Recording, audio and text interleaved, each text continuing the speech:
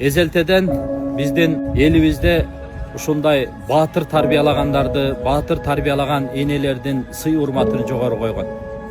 Ошол бул жерде биздин арабызда ошондой кыргыздын желегин дүйнөгө тааныткан, ушундай үй бүлөсүндө ушундай 5 жылдыз болгон батырды тарбиялаган ушул жерде Айшенебиз отурат. Ат үстүндө жүрүп Кыргызстанды дүйнөгө таанытып атат.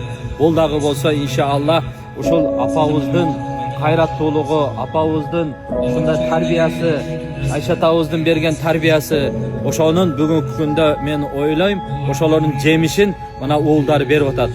Апа, келиңиз. Мына ушул батырларды тарбиялаган апа, намаз окуганда дуа кылып, эме туруңуздар, аз бир белек, бирок бул эң бир жашоого керек.